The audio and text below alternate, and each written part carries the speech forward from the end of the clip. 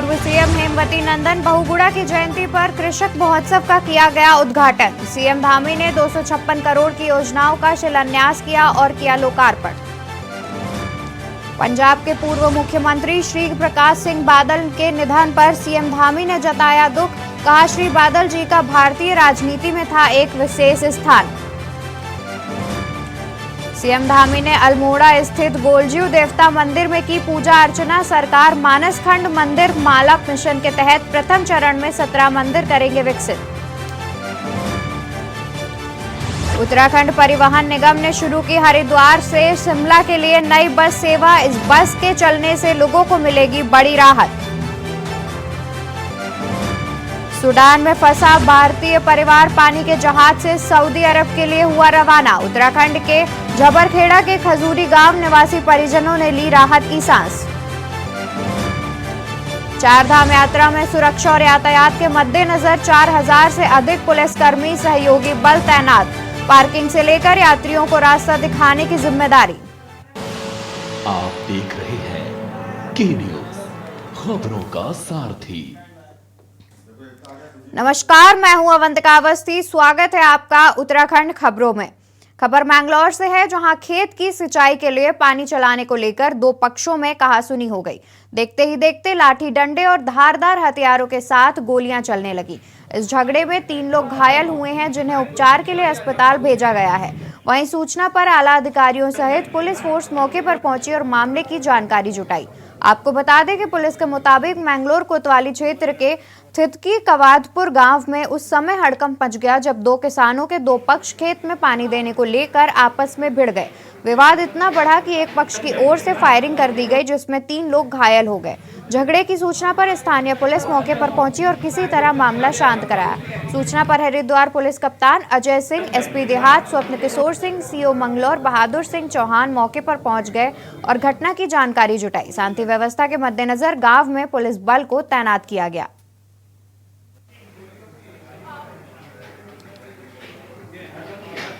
विवाद पानी को लेके हुआ है। राजवाही का पानी चल रहा था, ओसरे बंदी का कुछ मामला था। एक पक्ष ने पानी चला रखा था, दूसरा पक्ष इस बात के लिए क्रोधित हुआ कि ये पानी यहाँ को नहीं चलेगा। इस बात पे लेके उन लोगों में लड़ाई शुरू हुई है। उसके बाद एक पक्ष के द्वारा जो फायरिंग वगैरह की गई है, और वो फायरिंग में 2 लोगों को गोली लगी है, एक के हाथ में बलकटा लगा है। अब बाकी मैं मौके पे नहीं था, जितनी मुझे जानकारी मिली है मैं आपके साथ शेयर कर रहा हूं। खबर गढ़वाल से है, जहां पौड़ी जिले में एक बार फिर से एक सरकारी शिक्षक के नशे में धुत होकर विद्यालय पहुंचने का मामला सामने आया है। शिक्षक का वीडियो सोशल मीडिया पर वायरल होने के बाद शिक्षा विभाग इस घटना से शर्मसार है। वहीं मुख्य शिक्षा अधिकारी आनंद भारद्वाज ने वायरल वीडियो की पुष्टि की है। वायरल वीडियो को चौबट्टाखाल विधानसभा के बीरोखोल ब्लॉक का बताया जा रहा है, जहाँ राजकीय उच्च स्तर माध्यमिक विद्यालय घोड़पाला मल्ला में व्यायाम के सहायक अध्यापक कल्पेंद्र राणा नशे में इस कदर चूर हैं कि उसे अपनी हरकतों पर भी शर्म नहीं आ रही है। शराब के नशे में चूर हुआ यह शिक्षक व्यायाम का शिक्षक है, लेकिन व्यायाम का शिक्षक फिट रहने के बजाय शराब नशे में चूर होकर स्कूल पहुंचता है और विद्यालय पहुंचने पर स्कूल ऑफिस में स्टाफ के साथ अभद्रता से पेश आता है।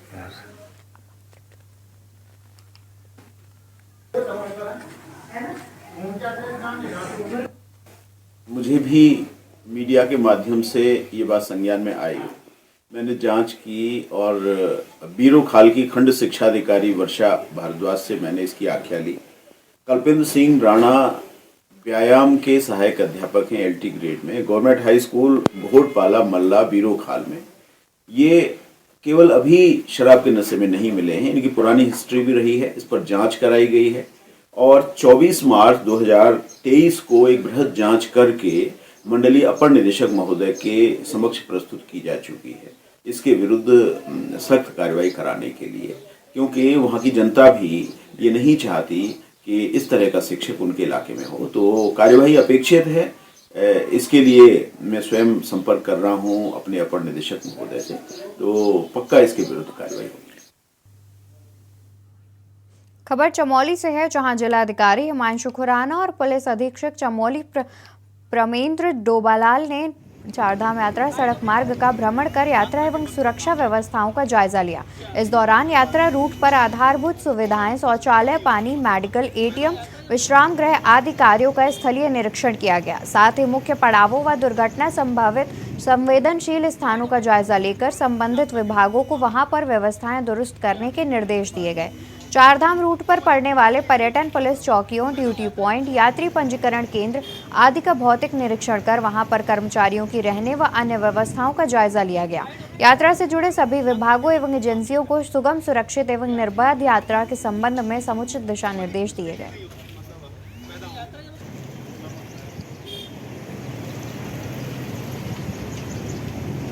बचे हैं उनको सह समय पूरा करने के निर्देश दिए हैं। जहाँ भी कोई जो ब्रिजेस का निर्माण बचा है उसको टाइमली पूरा करने का, मलबा सफाई, साथ ही साथ जो वाटर एटीएम स्टैंड पोस्ट लगे हैं उसमें स्वच्छ पेयजल की आपूर्ति हो, और जो शौचालय और यूरिनल्स हैं उसमें साफ़ सफाई और पानी की व्यवस्था, बिजली की व्यवस्था।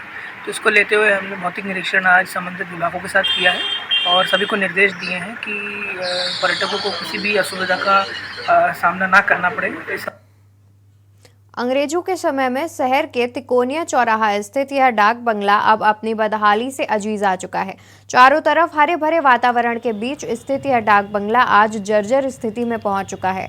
इस ओर ना तो किसी अधिकारी का ध्यान है और ना ही इस हेरिटेज भवन को बचाने के लिए किसी ने अभी तक कोई कदम उठाया है। ब्रिटिश हुकूमत ने इसे बनवाया था, सजाया संवारा था, पर अब यह किसी भूत बंगले से कम नहीं लगता। इमारत बाहर से दिखने में तो ठीक लगती है, पर अंदर का दृश्य देखकर आपका सर चकरा जाएगा। कमरे में पसरी सीलन की बदबू आपका दम घोटने के लिए काफ़ी है। कमरे की हालत बद से बदतर हो चुकी है। शौचालय तो किसी काम का नहीं, मगर ताज्जुब की बात है वीआईपी मूवमेंट में ऐसी हालात में भी लोग यहाँ रहने को राजी हैं, जिसके पीछे की वजह फ्री में इन कमरों का मिल जाना है। कॉलेज के छात्र नेताओं, मंत्री, विधायक और नेताजी के करीबियों का यहाँ आना जाना रहता है। जगह जगह शराब और बियर की बोतलें आपको पड़ी दिख जाएंगी। कमरों में फैली गंदगी और बिखरा पड़ा कमरा काफ़ी है यहाँ की पोल खोलने के लिए, पर इस बात पर यहाँ किसी को कोई फर्क नहीं पड़ता। वहीं जब इस बात की पड़ताल की गई इस डाक बंगले से कितनी आय अर्जित हो जाती है, तो यहाँ के चौकीदार ने बताया कि पूछिए मत साहब, यहाँ तो सब फ्री वाले सर्विस वाले आते हैं। रजिस्टर तो जाने किस जमाने से नहीं भरा गया। आलम यह है कि किसी सक्षम अधिकारी को यहाँ से होने वाली आय तक का पता नहीं। जब अधिकारियों से बात की गई तो वो भी इस बारे में कुछ कहने से बचते नजर आए। सिटी मजिस्ट्रेट का कहना है इस गेस्ट हाउस की बुकिंग हमारे द्वारा की जाती है और इससे मिलने वाले राजस्व लोक निर्माण विभाग को जाता है। वहीं इस बारे में जब लोक निर्माण विभाग के अधिशासी अभियंता अशोक कुमार से बात की गई तो उनका कहना है कि आरक्षण अधिकारी सिटी मजिस्ट्रेट हैं और इसका जीर्णोद्धार के लिए काफ़ी धनराशि की आवश्यकता है। हमने हेरिटेज बिल्डिंग के रूप में इसकी कंसल्टेंसी ले ली है और एक प्रस्ताव शासन को भेजा है। शासन की ओर से स्वीकृति मिलने पर ही आगे कुछ कहा जा सकता है। बहरहाल देखना होगा कि आखिर अभी और कितना वक्त लगता है इस डाक बंगले के अस्तित्व को बचाने के लिए।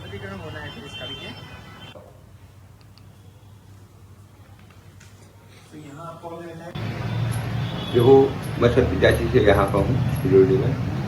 40 साल की नौकरी होने को जा रही है, लेकिन डांगरी की स्थिति बहुत खराब है। सब 20 साल में है ये। शहर के आने जाने वाले रात दिन का आते हैं जाते हैं, कोई 1 रुपया रजिस्टर नहीं भर जाता है। फ्री के आते हैं, फ्री चल देते हैं। मैंने कहा वहाँ से बुक करा रखा, वहाँ से रजिस्टर भराओ। हम यहाँ से आए दिन के यहाँ सिटी मजिस्ट्रेट के यहाँ थोड़ी जाएंगे रजिस्टर भराने। तो इस हिसाब से ऐसी स्थिति बहुत खराब है। कितना साल हो गए आपको यहाँ सेवा देते हुए? मैं साथ मेरे को मैं 87 का हूँ यहाँ पर जी। ये पीडब्ल्यूडी का इंस्पेक्शन हाउस जरूर है, लेकिन इसके जो आरक्षण अधिकारी हैं वो सिटी मजिस्ट्रेट है। सिटी मजिस्ट्रेट जिनको भी यहाँ भेजती होंगी वो यहाँ पर आते हैं।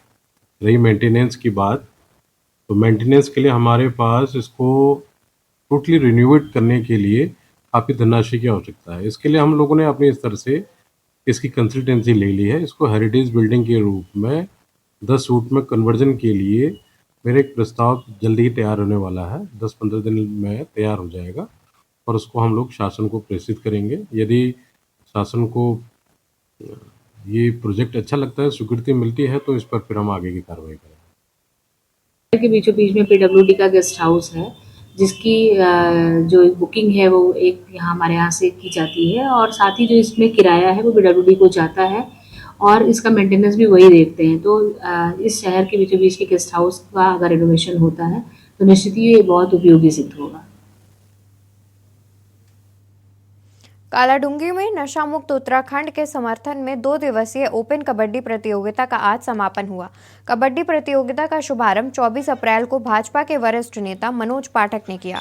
प्रतियोगिता में कई राज्यों की 16 टीमें ने प्रतिभाग किया। फाइनल मैच दमोला क्लब और उत्तराखंड एकेडमी हरिद्वार के बीच खेला गया। प्रतियोगिता में दमोला क्लब ने सफलता हासिल की और उत्तराखंड एकेडमी की टीम उपविजेता रही। आयोजकर्ता मयंक गुप्ता ने बताया कि मुख्यमंत्री पुष्कर सिंह धामी के नशा मुक्त उत्तराखंड के समर्थन में कबड्डी प्रतियोगिता का आयोजन किया गया और भविष्य में नशा मुक्त अभियान के तहत अन्य खेलों की प्रतियोगिताएं आयोजित की जाती रहेंगी।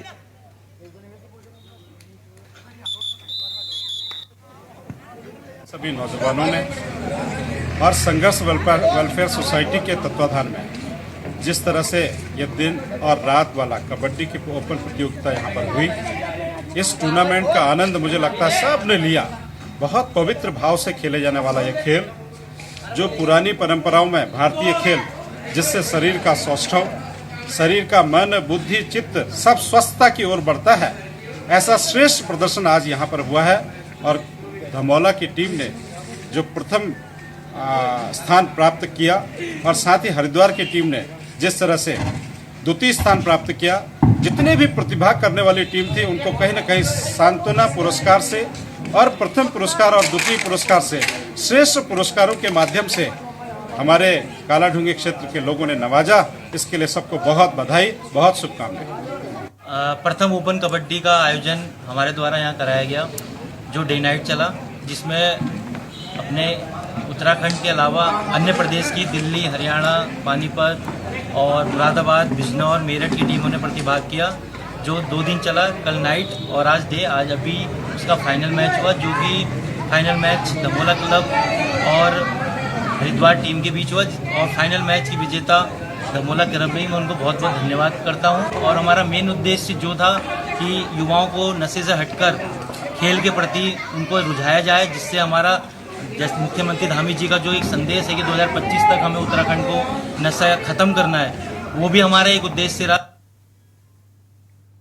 खबर लक्सर से है, जहां जेके टायर फैक्ट्री के पूर्व कर्मचारियों द्वारा 23 दिनों से दिए जा रहे धरने के मामले में एसडीएम की अध्यक्षता में कर्मचारियों व फैक्ट्री प्रबंधन के बीच में वार्ता बैठक आयोजित हुई, जिसमें यह निर्णय लिया गया कि कर्मचारियों द्वारा शांतिपूर्ण ढंग से धरना जारी रहेगा और मामले को लेकर कोर्ट में जाएंगे। एसडीएम ने अगले महीने तक फैक्ट्री में कोई भी नियुक्ति न करने के निर्देश दिए। आपको बता दें कि कर्मचारियों को भरोसा दिया गया था कि जब कंपनी घाटे से बाहर निकलेगी तब उनको फिर से काम पर रखा जाएगा। कंपनी के घाटे के समय पर कर्मचारियों को वीआरएस दिया गया था। जब दोबारा फैक्ट्री घाटे से बाहर निकलेगी तो उन्हें फिर से काम पर रखा जाएगा। कहना था कि कंपनी में 500 कर्मचारियों की भर्ती होनी है, लेकिन अब कंपनी अपने वादे से मुकर रही है। फैक्ट्री प्रबंधन की ओर से आए अधिकारी सतीश शर्मा का कहना था कि कंपनी द्वारा इस प्रकार का कोई भी करार कर्मचारियों के साथ नहीं किया गया था। कर्मचारी फैक्ट्री की दूसरी यूनिट में नहीं जाना चाहते थे तथा कार्य भी ठीक से नहीं कर रहे थे। वहीं कर्मचारियों की ओर से advocate Ram Avtar Singh supreme court का कहना था कि सुप्रीम कोर्ट की वर्ष 2006 के नियमानुसार फैक्ट्री प्रबंधन द्वारा कर्मचारियों को जेब से उन्हें बाहर किया गया है, तब से 75% सैलरी का भुगतान भी करेगी तथा साथ ही श्रमिकों की धारा 6Q के मुताबिक कर्मचारियों को इस तरह से निकालना जाना पूरी तरह से गलत है।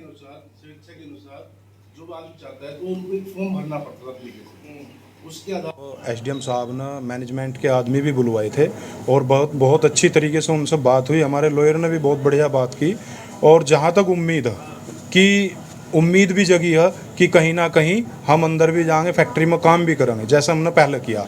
दूसरी बात, कुछ पॉइंट ऐसे हैं जो मतलब गलत तरीके से फैक्ट्री के अंदर कुछ ज़मीनें भी हैं, जोड़ भी हैं, उन्हें लेकर हम हाई कोर्ट, सुप्रीम कोर्ट तक भी जाएंगे, पीछे नहीं हटेंगे। हमारा अधिकार भी है, बिल्कुल भी हम पीछे नहीं हटेंगे। और आज हम दल बल के साथ यहाँ खड़े हैं, 500 लोग हमारे साथ हैं। धरना अभी हम शांतिपूर्ण तरीके से करते रहेंगे, बिल्कुल हटाएंगे नहीं और अपने कार्यालय पर रोज उपस्थिति देंगे। जेके टायर कंपनी और जो पूर्व बिरला कंपनी थी, उनके द्वारा कुछ कर्मचारियों को वॉलंटरी रिटायरमेंट दिया गया था, एक स्कीम जो थी उसको अपनाते हुए। और उसके कुछ कर्मचारी आज संगठित होकर के एक आंदोलन के रूप में यहाँ पे बिरला के गेट से 500 मीटर के दायरे में धरना प्रदर्शन कर रहे हैं, बैठे हुए हैं। और आज उनका एक शिष्टमंडल यहाँ पर आया था और यहाँ पर जेके टायर के HR वगैरह भी यहाँ पर आए हुए हैं, उनसे बातचीत हुई है और इन लोगों के को ये पता था कि बिरला में कुछ भर्तियाँ होनी है, लेकिन मैनेजमेंट के द्वारा अवगत कराया गया बिरला के कि अभी कोई भर्तियाँ नहीं हो रहे हैं, और जब भी भर्तियाँ होंगी तो उस पर अगर इन लोगों का कोई लीगली राइट बनता है तो निश्चित रूप से कंपनी को बताया जाएगा कि इनको नियमानुसार उसमें उचित कार्रवाई करें। वक्त एक छोटे से ब्रेक का, जल्द ही लौटेंगे। आप देख रहे हैं के न्यूज, खबरों का सारथी। ब्रेक से वापस आ गए हैं, बढ़ते हैं खबरों की ओर। प्रदूषण को कम करने हेतु उत्तराखंड परिवहन निगम ने सीएनजी बसों का संचालन शुरू कर दिया है। हल्द्वानी डिपो के पास इस वक्त 12 बसें हैं। बसों का अनुबंधित संचालन हल्द्वानी से दिल्ली के लिए किया जा रहा है। शुरुआती चरण में सीएनजी बसों का संचालन शुरू होते ही तमाम परेशानियां भी सामने आ रही हैं। एक दिन पहले 3 बसों का संचालन ठप हो गया। परिचालकों की अनुपस्थिति कारण बताई गई है। 2 दिन से सीएनजी खत्म होने की वजह से बस बीच रास्ते में ही रुक गई। रविवार को गाड़ी संख्या UK 07 PA 5114 दिल्ली से हल्द्वानी पहुंची, लेकिन वापसी में बस पिलखुवा में सीएनजी गैस के खत्म होने की वजह से बंद हो गई और यात्रियों को परेशानियों का सामना करना पड़ा। बस में करीब 40 यात्री सवार थे। सभी सवारियों को दूसरी बस से गंतव्य तक भेजा गया। आनंद विहार से भी एक मामला सामने आया है। Haldwani bus station in charge Indira Bhatt ने बताया कि अनुबंधित बस स्वामियों को विभाग दिल्ली से हल्द्वानी की दोनों तरफ की यात्रा के लिए 104 किलो सीएनजी मुहैया करा रहा है। यात्रा में अधिक सीएनजी का खपत होने पर बस स्वामियों को खुद भुगतान करना होगा। बस के सीएनजी टैंक की क्षमता 135 किलो की है। 104 किलो सीएनजी रोडवेज बस प्रबंधन वहन करती है। उन्होंने बताया, अनुबंधित बसों के मालिक मुनाफा कमाने के चक्कर में कुछ तकनीकी खामी पैदा की जा रही है। बसों का संचालन 12 बसें आई थी हमारे पास, तो अब थोड़ा सा परिचालकों की प्रॉब्लम है, क्योंकि बसें तो आ चुकी, परिचालक उतने थे नहीं। परिचालकों की डिमांड करी हुई है, अभी करीब 24 परिचालकों की करी है, जिसमें से परिचालकों की वैसे कभी कभार प्रॉब्लम हो जाती है, वरना धीरे धीरे जब हमको ज़रूरत पड़ती है, जैसे ईद का भी आया था, उसमें हमें बसें ज़्यादा चाहिए होती, तो हम डबल करके परिचालकों से या एक्स्ट्रा परिचालक यूज़ करके तो उनको हम संचालित कर देते हैं। मेहवड़ खुर्द जिला पंचायत सदस्य सपना चौधरी की मुश्किलें लगातार बढ़ती जा रही हैं। भाजपा अनुसूचित मोर्चा के प्रदेश मंत्री के आरोप के बाद अब बेलड़ा ग्राम के ग्रामीणों ने भी जिला पंचायत सदस्य सपना चौधरी, ग्राम प्रधान बेलड़ा सचिन चौधरी पर फर्जी दस्तावेजों के आधार पर चुनाव लड़ने का आरोप लगाया है। शिकायतकर्ताओं का आरोप है कि दस्तावेजों में पिछले 15 साल से बेलड़ा का निवासी बताया जा रहा है, जबकि जिला पंचायत सदस्य का निवास रुड़की के आदर्श नगर में है। उन्होंने बताया कि अधिकारियों की मिलीभगत से दस्तावेजों में फेरबदल किया गया है। ज्वाइंट मजिस्ट्रेट ने शिकायत के आधार पर संयुक्त टीम का गठन किया और 15 दिन में जांच रिपोर्ट देने के आदेश दिए हैं।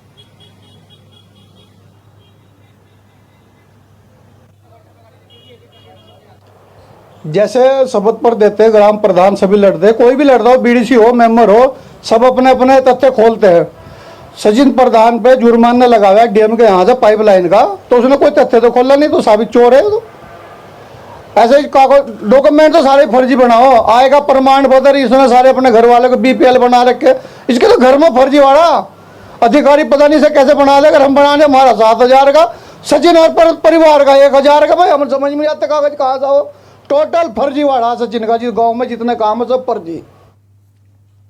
खबर लक्सर से है, जहां नाबालिग के साथ दुष्कर्म व अपहरण करने के मामले में फरार चल रहे आरोपी को लक्सर कोतवाली पुलिस ने गिरफ्तार कर लिया है। आपको बता दें कि बीते कुछ माह पहले लक्सर कोतवाली क्षेत्र स्थित अकबरपुर गांव निवासी एक व्यक्ति ने पुलिस को तहरीर देकर बताया था कि पड़ोस में रहने वाले एक युवक द्वारा उनकी नाबालिग लड़की के साथ दुष्कर्म कर अपहरण कर लिया गया है, जिसके चलते पुलिस ने इस मामले में पॉक्सो एक्ट सहित अन्य धाराओं में मुकदमा दर्ज किया था। पुलिस ने जांच कर लड़की को बरामद करते हुए एक आरोपी को गिरफ्तार कर लिया था, जबकि दूसरा फरार था। पुलिस ने फरार आरोपी को मुखबिर की सूचना पर गिरफ्तार कर लिया है।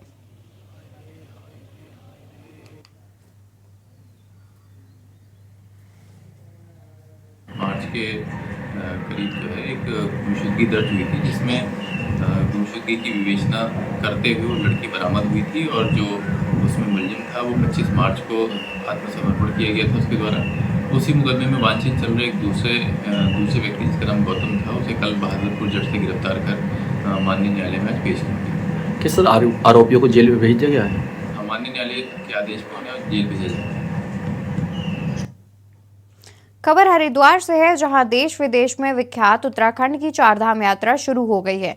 यात्रा शुरू होने से पहले केदारनाथ में बड़ा हादसा हो गया, जिसमें हेलीकॉप्टर के पंखे की चपेट में आने से एक युवक की मौत हो गई। इसको अखिल भारतीय अखाड़ा परिषद के अध्यक्ष महंत रविंद्रपुरी ने बड़ा संकेत मानते हुए उत्तराखंड सरकार को सचेत किया है और कहा है, यात्रा से पहले हुए इस हादसे से सरकार को सबक लेना चाहिए, क्योंकि ज्योतिष गणना के अनुसार 22 अप्रैल से शुरू गुरु चांडाल योग शुरू हुआ है।